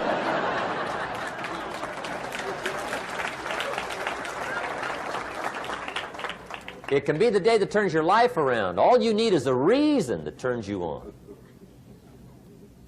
One of my dear friends, Robert Depew, Bobby used to be a school teacher in Lindsay, olive capital of the world. Bobby taught school several years, got a little weary teaching school. One day decided he wanted to get into sales. So without telling anybody, he just up and quit his job teaching school and jumped into sales. When he did, his brother made fun of him, laughed at him, put him down, said Robert's lost his mind. Had a good job teaching school. Now he thinks he's a salesman. He's going to go down the drain, lose everything. Just put him down something fierce. Bobby said, the way my brother acted when I got into sales, he said that made me so mad. I decided to get rich. And my question for you tonight is it possible to get that mad? Of course. Wealth is not a matter of intelligence. It's a matter of inspiration. Today, Robert happens to be one of my millionaire friends. Bobby's rich.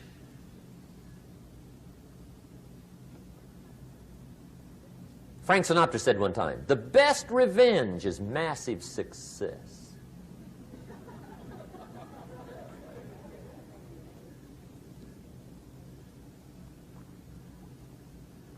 Hey, get you a long enough list of reasons so that after tonight you never lack for inspiration. You might not have all the answers right away, but you can get the answers if you can get the reasons. Now, let me give you a little simple formula for goal setting. Okay? We take 2.5 hours on the weekend for the whole 10-year plan. We don't have time for that tonight. But let me get you started with a little simple formula Mr. Schoaf gave me. And maybe this will be helpful. First of all, I've divided goals into 2 parts. First is long range. Long range goals. That's your dreams. Your dreams for the next 3, 5, 10, 20, 30, 40 years. Actually, the rest of your life. Your dreams. You've got to keep dreaming. Ronald Reagan, president, said to the joint session of Congress a few weeks ago, the Republic is a dream. And if we don't keep dreaming, we will lose the Republic. Your better future is a dream for yourself and for your family. Where do you want to go? What do you want to do? What do you want to be? What do you want to see? You've got to dream dreams. There's a Bible phrase that says, without dreams and visions, people perish. You've got to have something to go for that inspires the heart and the soul. Dreams. From the children of Sanchez, it says, take the crumbs from starving soldiers, they won't die. Take the bread from hungry children, they won't cry. But without dreams, we all will die. You've got to dream. Don't lose your dreams for yourself, for your future, for your family. The dreams of love and enterprise and travel and doing things, becoming something unique on your journey here. Don't lose your dreams. Do some dreaming. That's long-range goals. You've got to have those. So that's number 1. Here's the second part of goals, short range. Short-range goals. That's your goals for tomorrow, this week, this month, this year, the immediate future. We call these confidence builders. Because if you set up something short-range, go for it, get it, latch onto it, work hard, accomplish it. That starts building your strong feelings to go for your dreams. Now, I've divided goals into 3 categories. Here they are. Number 1 is economic. That's your goals for money, income, business, profits, production. Economics. Make sure you've got your economics well planned. Economics plays a major role in everybody's life. Economics is major, which means it ought to be meticulously well planned for tomorrow, this week, this month, this year, long range. What if you asked somebody tomorrow if you could see their meticulously well-planned list of economic goals? What would they probably say? They say, you some kind of a nut? You must be weird. Hey, I found out what success is. Success is doing what the failures won't do. Make sure you've got your economics well planned. It'll put you in the top 5%. One of the key little subjects we talk about on the weekend is the 7 fundamentals for wealth and happiness.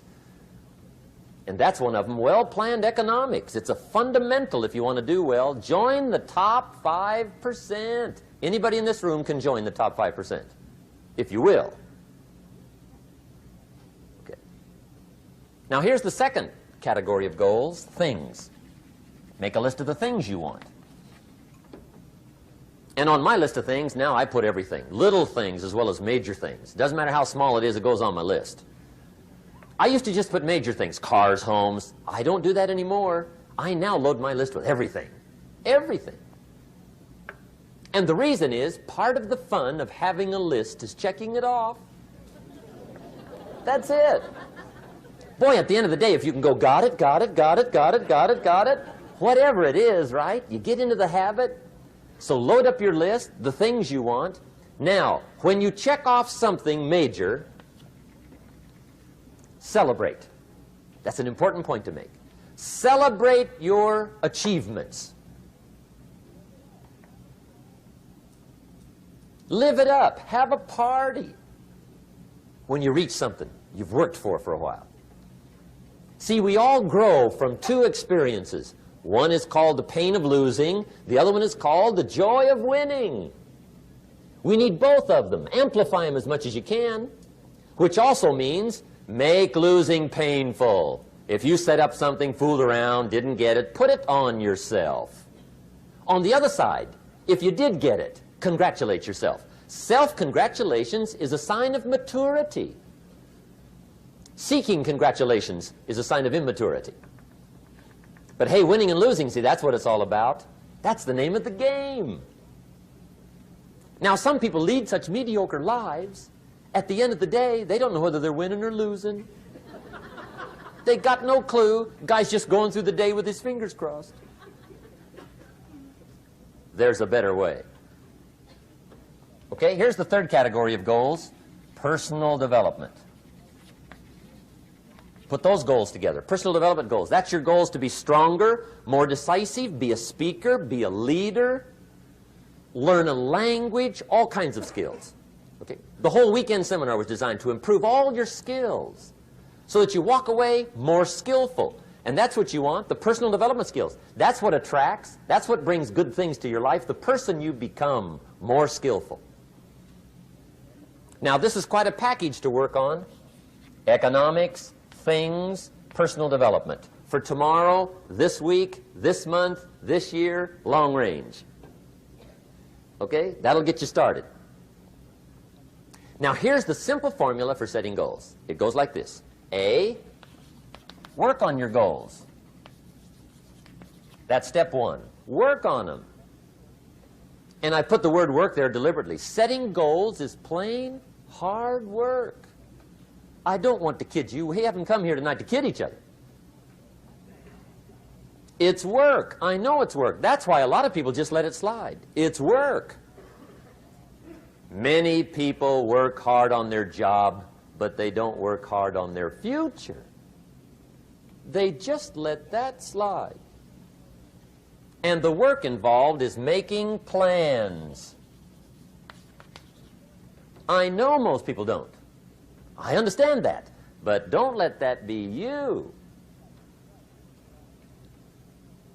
Guy says, well, yeah, you work where I work, but the time you struggle home, it's late.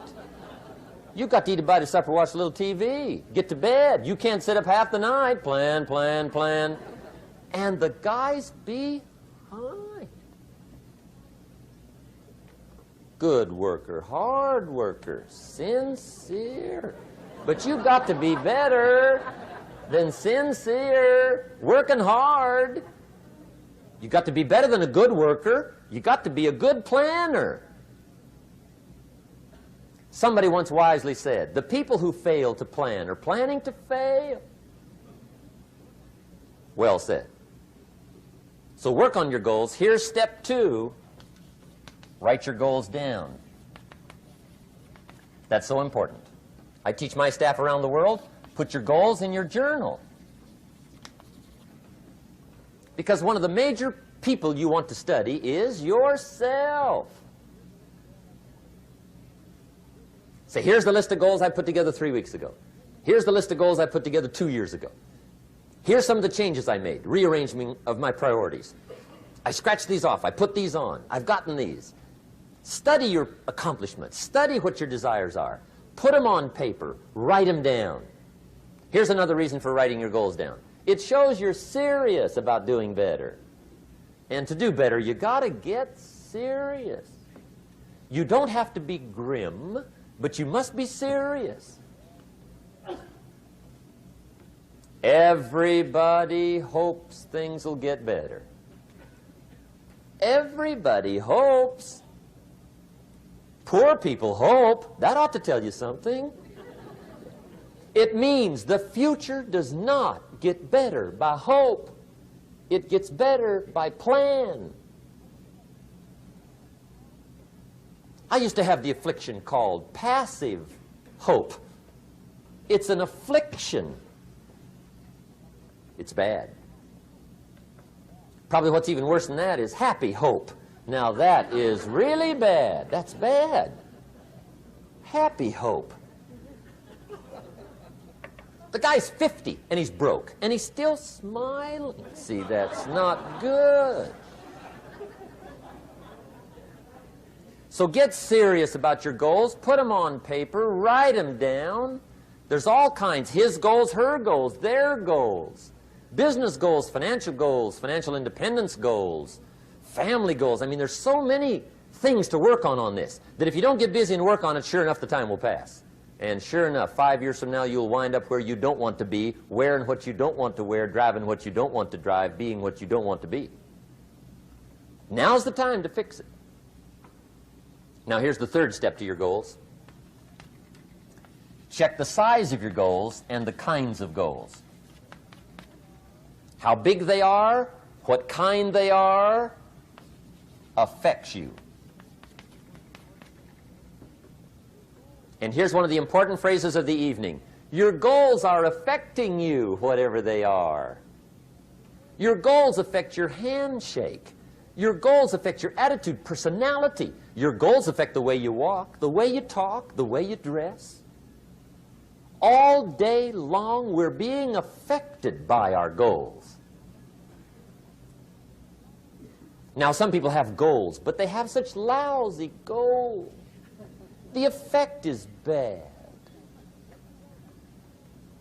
I asked a guy one time, what are your goals for this month? The guy said, look, if I could just scrape up enough money to pay these lousy bills. That was his goal. I'm not saying it isn't a goal. It's a goal, but it's such a lousy goal, the effect is bad. You don't jump out of bed on Monday morning and say, oh boy, another chance to go out and scrape up the money to pay my lousy bills. So you don't do that. Usually you say, oh, not another Monday.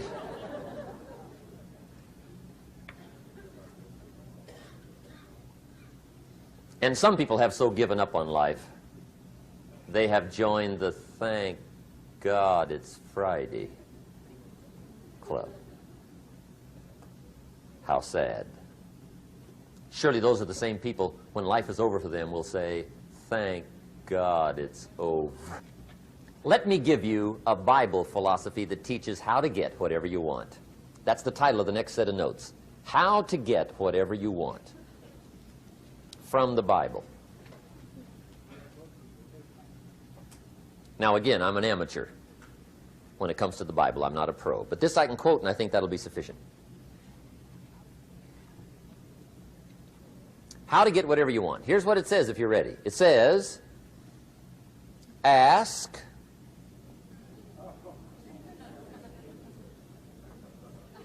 that's it. End of notes. Ask. If there's one art in life to learn extremely well, that's got to be one of them. The art of asking. What does ask mean? Ask means, what do you want? And the formula is staggering. It says ask and what? A guy ought to look into that.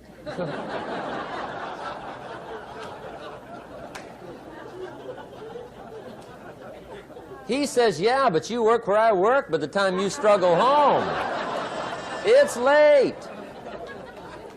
You got to eat a bite of supper, watch a little TV, get to bed. You can't sit up half the night, ask. And the guys be,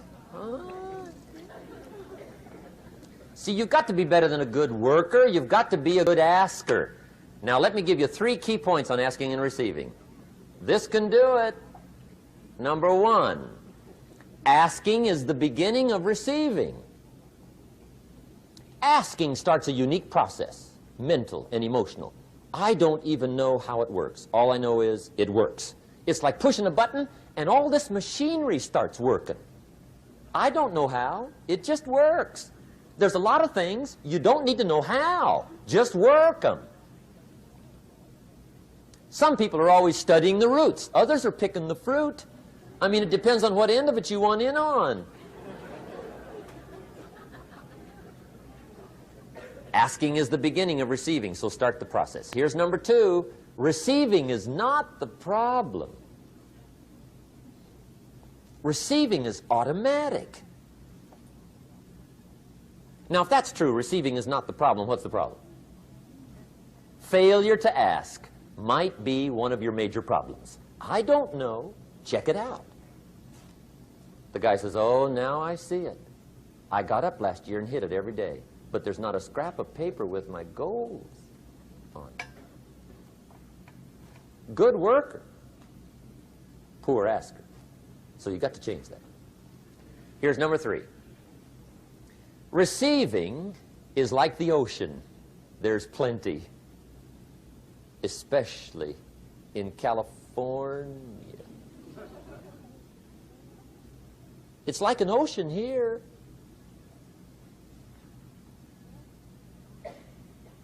Success is not in short supply. It isn't rationed, and you stepped up to the window and it was all gone. No, no, no. It's like an ocean here.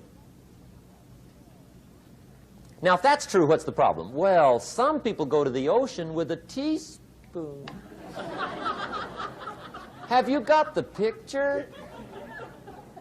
See, what you want to do in view of the size of the ocean is trade your teaspoon for at least a bucket, and you'll look better down at the ocean. Kids won't make fun of you, right? Okay. Now, there's 2 ways to ask, and we'll wrap up goal setting. 2 ways. Here's number 1. Ask with intelligence. It didn't say ask intelligently, but I'm sure it meant that. Don't mumble. You don't get anything by mumbling. Be clear. Be specific. Intelligent asking means how wide, how high, how soon, when, what size, what color, how much. Define what you want and describe what you want. That's powerful. In the weekend seminar we teach, goals become like a magnet. They pull you that direction. And the better you describe them, the more they pull. So ask intelligently. Here's number 2. Ask with faith. That's the childish part of the equation. Believe you can get what you want like a child. Not an adult. Adults are too skeptical. So the formula really reads, make plans like an adult and believe in them like a child. And the most incredible things will happen. Just try it for 90 days. Just try it. You can always go back to the old ways. Just try it. Just 90 days, 90 days.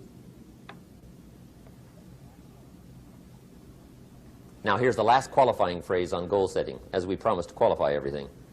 And it simply goes like this. Remember, you won't get everything you want. And we've already studied the reason for that. Simply, sometimes it hails on your crop and rains on your parade. It's that kind of planet. So you won't get everything you want, but if you will work this goal-setting formula, you can get plenty for wealth and happiness. Okay, that's goal setting. We use it around the world. We recommend it. Now, maybe it won't work as well for you as it has for me. I don't know. Maybe not. But what if it did? You got to try. Okay. Here's the last subject, the day that turns your life around. Let me just quickly give you a list of 4 emotions that can change your life in one day. Emotions are powerful. Sometimes it doesn't take much to alter your whole life direction.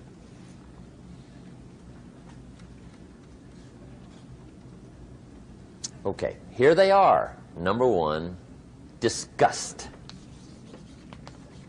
Powerful emotion. Disgust says, I have had it. See, that could be the day. The day you can say, I've had it. And whether you've had it with something small or something major, the day you can say, I've had it, may not be the day it ends, but the day it begins. That's what I said when that little Girl Scout left my door when I'm 25. I give her the big lie, she leaves, I say, I don't want to live like this anymore. I've had it with lying and being broke. Powerful day. The man's finally had it with mediocrity. He's had it with being a loser.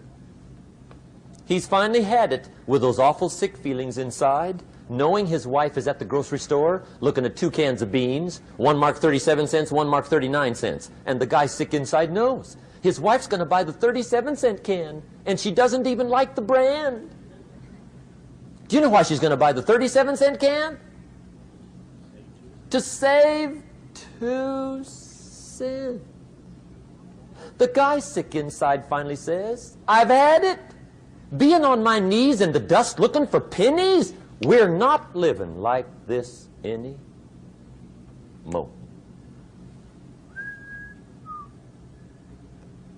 Could be the day that turns your life around. The day you can say, I've had it. He walks into his closet and rips everything in it to shreds and says, I've worn this embarrassing stuff for the last time.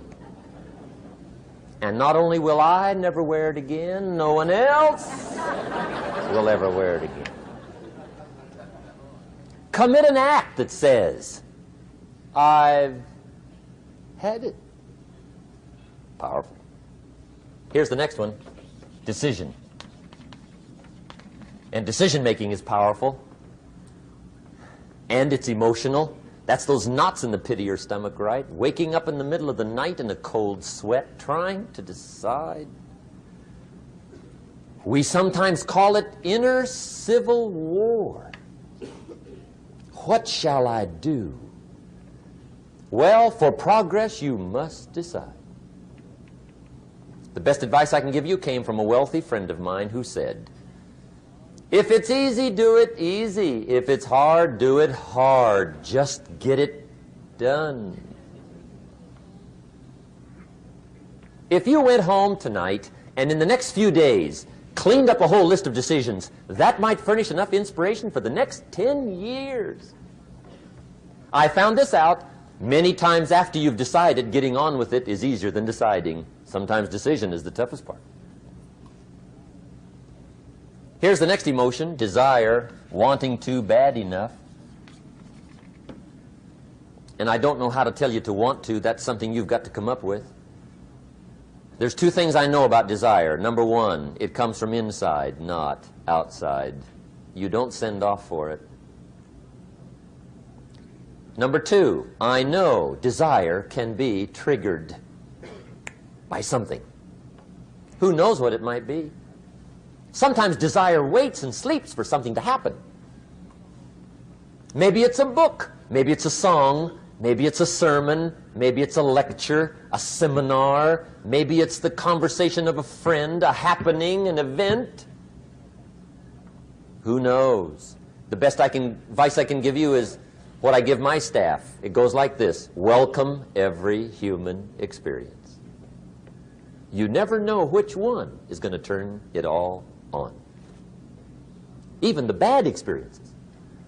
Sometimes from the bitterest experience comes the greatest awakening. So let down the barriers, take down the walls. The same wall that keeps out disappointment keeps out happiness. Let life touch you. Don't let it kill you, but let it touch you. Here's the last one. This one's powerful. Resolve. Resolve says, I will. Two of the most powerful words in the language. I will. Benjamin Disraeli once said, nothing can resist a human will that will stake even its existence on the extent of its purpose. Shortly put, I'll do it or die. See, that's powerful. That could be the day that turns your life around. The world has a strange way of stepping aside when somebody says, I'll do it or die. The man says, I will climb the mountain. They've told me it's too high, it's too far, it's too rocky, it's too difficult, it's never been done before, but it's my mountain, I will climb it. Pretty soon you'll see me waving from the top. Or dead on the side, because I ain't coming back.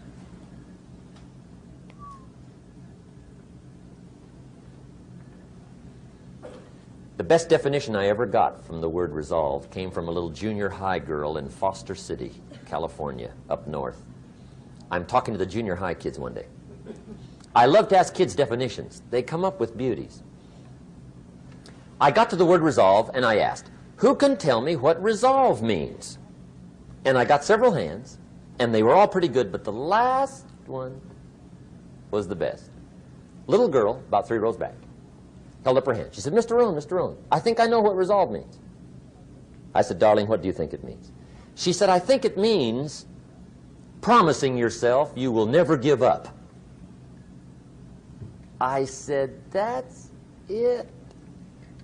Webster, stand aside. That is the definition. Promise yourself you will never give up. I asked the kids, how long should a baby try to learn how to walk? How long? How long would you give your average baby before you shut him off? How long? See, any mother in the world would say, you're crazy. My baby's going to keep trying until it learns how to walk. What a magic formula. Now let me show you what triggers all emotions into activity that brings results. And results is the name of the game. Here it is. Action. Finally, you must do something about how you feel. Jesus, the master teacher, said, don't just be listeners, be doers. The world admires the doers. Whatever it takes to get you to try harder, read more, set your goals, and go for it. Here's the next attitude disease. Overcaution. Some people never will have much. They're too cautious. Now, you can also be too reckless, but you can also be too cautious. This is called the timid approach to life. And my caution was always the risk. Risk used to drive me right up the wall. I used to say, what if this happens? It's called the language of the poor. What if this happens? And on top of that, if this was to happen, look at the fix I'd be in. I better not try. I could always ace myself out. Then I'll tell you what changed my whole life when I finally discovered it's all risky. The minute you were born, it got risky. If you think trying is risky, wait till they hand you the bill for not trying. If you think investing is risky, wait till you get the tab for not investing. See, it's all risky. Getting married is risky. Having children is risky. Going into business is risky. Investing your money is risky. It's all risky. I'll tell you how risky life is. You're not going to get out alive. That's risky. The Englishman says, well, if that's the way it's going to work out, let's give it a go. Right, that's what it's for. Give it a go. Somebody says, yeah, but I'm looking for safety and security. Fine, then huddle in a corner. We'll cover you with a sheet, bring you 3 meals a day. And we'll protect you, feed you, look after you, care for you. We won't let anything happen to you. And you'll probably live to be 100. The guy said, well, yeah, I'd live to be 100. But what a way to live. Right. What a way to live, safe and secure. Don't ask for security. Ask for adventure. Better to live 30 years full of adventure than 100 years safe in the corner. And see, it's not important how long you live. What's important is how you live. Here's the next attitude disease. We're almost through with this motley list. In fact, we're almost through. Hang on. The next one is pessimism. Pessimism, the deadly disease of always looking on the bad side, the problem side, the difficult side, checking all the reasons why it can't be done. The poor pessimist leads an ugly life. He doesn't try to figure out what's right. He tries to figure out what's wrong. He doesn't look for virtue. He looks for faults. And when he finds them, he's delighted. How ugly. This is the poor guy who looks through the window, doesn't see the sunset. He sees the specks on the window.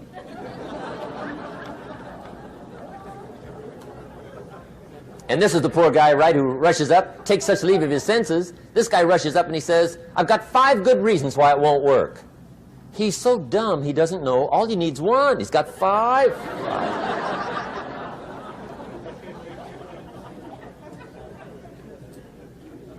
To the pessimist, the glass is always half empty. To the optimist, the glass is half full. Why would the same measure affect people 2 different ways? Answer, it all depends on how you look at it. Our lives are mostly affected by the way we think things are, not the way they are. The way we think they are affects us most. There's a subject we don't have time to get into tonight called better thinking habits. One of the major things Shove taught me when I met him, he said, poor thinking habits keeps most people poor.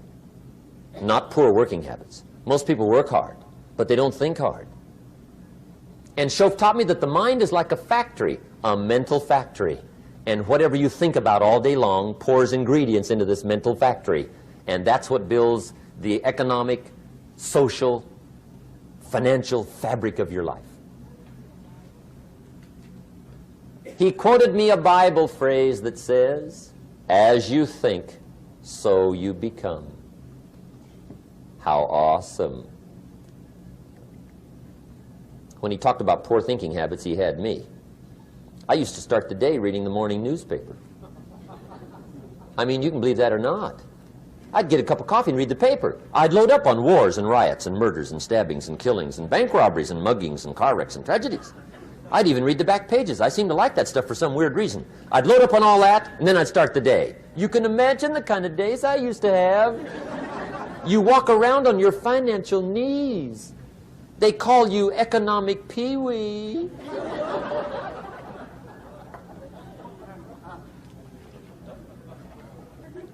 The guy says, I want to be a great leader. Wonderful. The first thing we do is follow him to his house. When we get there, we walk in and check his library, number 1. Somebody says, well, why check his library? The reason is because what a man reads pours massive ingredients into his mental factory, and the fabric of his life is built from those ingredients. You would not believe what some people have got in their house to read. You would not believe. One of the best dressed up words I know for a lot of it is trash. Can you imagine dumping a barrel of trash into this mental factory every day and coming out with a rich, dynamic, positive life? It can't be done. You might as well try making a cake with cement. The kids back in Danbury, Connecticut, high school, they're asking me questions one day. I'm talking to the kids. Kids got good questions these days. One of them said to me, Mr. Rohn, how do you build the good life? I said, it's simple. It's not easy, but it's simple. Here's how you build anything. Select the right ingredients, keep out the wrong ingredients, and it starts with thought. Everything starts with thought. So you must be wise and careful what you think about, because that starts everything. You got to be wise and careful. I asked the kids, what would happen if somebody dropped sugar in my coffee? They said, well, you'd be okay. I said, what if somebody dropped strychnine in my coffee? They said, well, you'd be dead. I said, correct. Lesson 1. Life is both sugar and strychnine. You gotta be careful. I said, what if my worst enemy drops in the sugar? They said, will you be okay? I said, what if my best friend, even by accident, drops in the strychnine? They said, well, you'd be dead. I said, correct. Lesson 2, watch your coffee.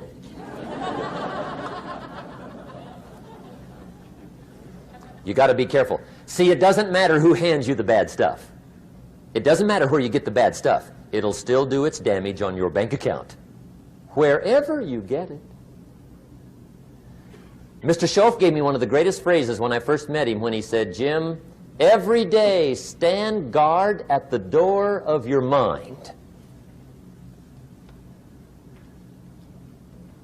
How important. Stand guard at the door of your mind. And you decide what goes into your mental factory. Don't let anybody just dump anything they want to in your mental factory, because you've got to live with the results. Okay, here's the last disease, and we're through with this list. In fact, we're almost through. Hang on. The last subject is very brief. The last disease, but this one is deadly. Engage in this one, indulge in it even slightly, and you might as well forget the future, because it's going to forget you. Complaining, crying, whining, griping, a Bible word called murmuring. See, that'll ace your future. Spend 5 minutes complaining, and you have wasted 5. And you may have begun what's known as economic cancer of the bone. Surely they will soon haul you off into a financial desert and there let you choke on the dust of your own regret. I hope I said that well, so you won't forget. It's a deadly disease.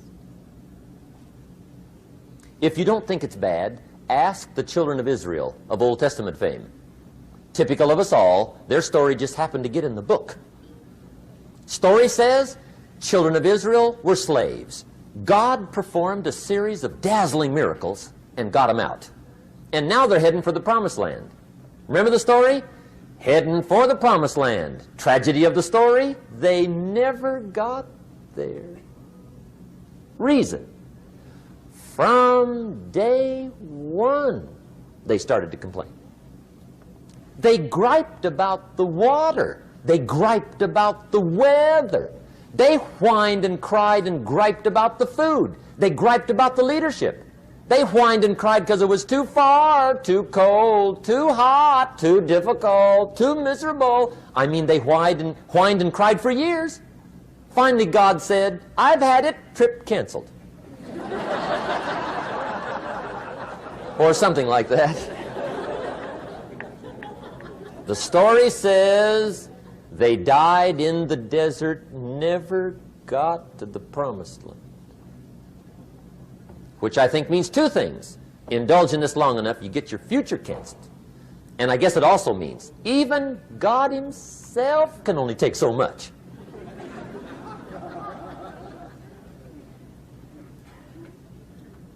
Okay. Just be on the lookout of the things that can destroy all the good you start. The war is on. And this evening, tomorrow, mentally, personally, socially, economically, you got to make sure you're winning the war. And this is part of it.